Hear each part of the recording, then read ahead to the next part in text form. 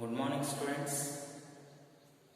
Today we shall discuss about another basic concept called oxidation and reduction, which is very important for you for further first year IB or second year, which are most important to in order to balance a reaction or in order to calculate the oxidation state of an element in the molecule. For all that purpose, oxidation and reduction is very important, and it is also somewhat a difficult concept, which is the basic concept which you have got in your lower classes, but I will explain you in detail with a brief explanation of oxidation and reduction in easy manner.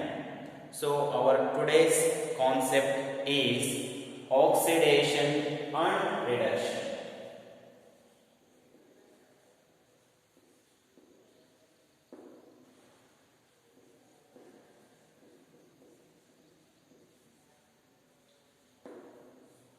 First, we will discuss about oxidation.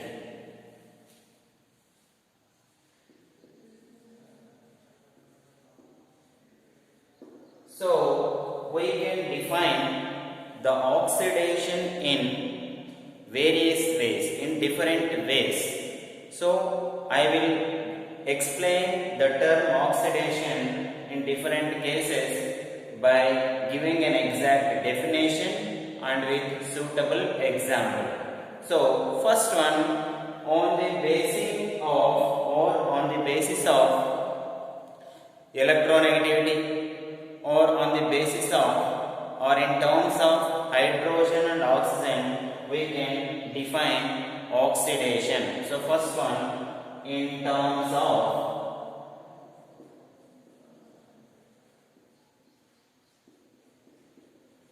hydrogen and oxygen. So in terms of hydrogen and oxygen, how can we define oxidation? So oxidation is nothing but it is the process in which addition of oxygen atoms or removal of hydrogen atoms is called oxidation. So the process in which the oxygen atoms are added or hydrogen atoms are removed, that process is called oxidation. So the process in which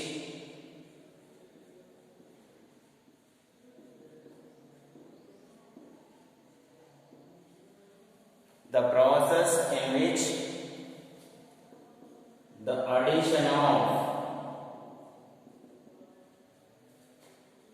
oxygen or removal of hydrogens atom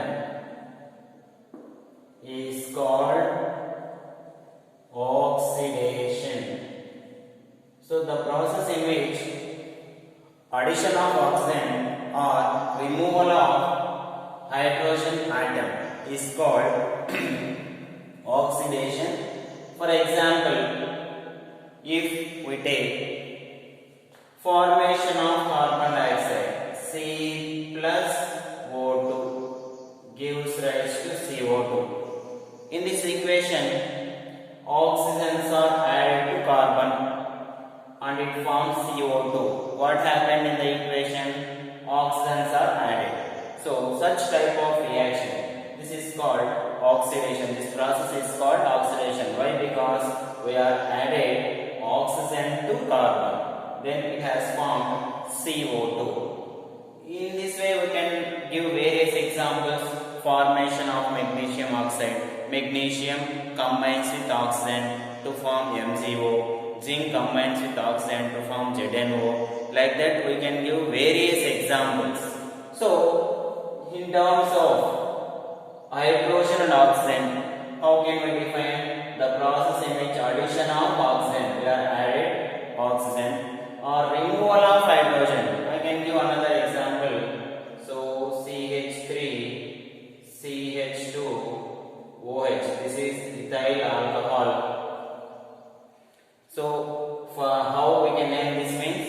which will be discussed in next basic concepts, how to name an organic compound by using nomenclature. There I will explain how can we name this. So here I am removing two hydrogens, then we will get CH3CHO. Here this hydrogen and among this one hydrogen is removed. So here the removal of hydrogen is also called as oxidation. So in this way we can explain the concept of oxidation in terms of oxygen and hydrogen, whereas in terms of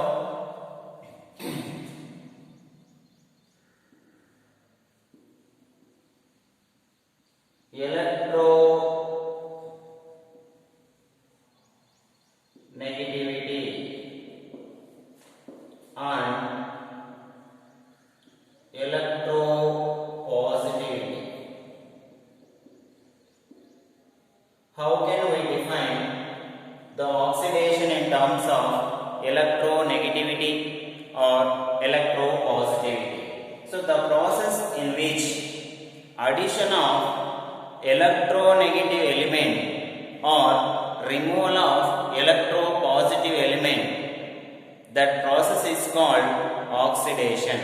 So when we add electronegative element, then such process is called oxidation, or when electropositive element is removed from that molecule or compound, then such process is also called oxidation. So the process in which the addition of electronegative element or removal of electropositive element is called oxidation. So in that we should have an idea about what are electronegative elements, what are electropositive elements. If we have an idea about that, then only we can write this. So the most electronegative elements in the periodic table is fluorine. So where in the periodic table if we see from left to right, fluorine, oxygen, nitrogen, like that there will be presence of elements. So the most electronegative elements are halogens, which are among them fluorine. Before that seventh group element, there will be sixth group elements. There are oxygens. Before that fifth group elements nitrogen. So the most electronegative elements will be in the order first fluorine and again oxygen and nitrogen, like that. These are the most electronegative elements. If we have an idea about that, then we can write this very easily.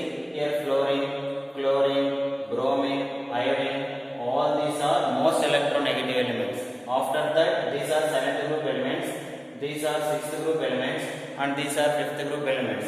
Oxygen, sulfur, cellurium, tellurium, polonium, these are sixth group elements. Whereas coming to fifth group, nitrogen, phosphorus, arsenic, antimony, bismuth, these are fifth group elements. So like that we can give the electronegative elements. So in terms of electronegativity or electropositivity, how can we define the term oxidation? Means the process in which addition of electronegative group or removal of electropositive group is called oxidation. So that is very important. So I am writing in a short form. Addition of electronegative group or removal of electropositive group, that process is called oxidation. So in terms of this, if I write an example here, FeCl2, we are adding one more chlorine, then it is converted into FeCl3. So here the most electronegative element is added. So FeCl2 plus chlorine, then it is converted into FeCl3. We are adding, this is the electronegative group. Here we are adding the electronegative group. Like that we can give the example. So another way in order to explain the oxidation is in terms of oxidation number.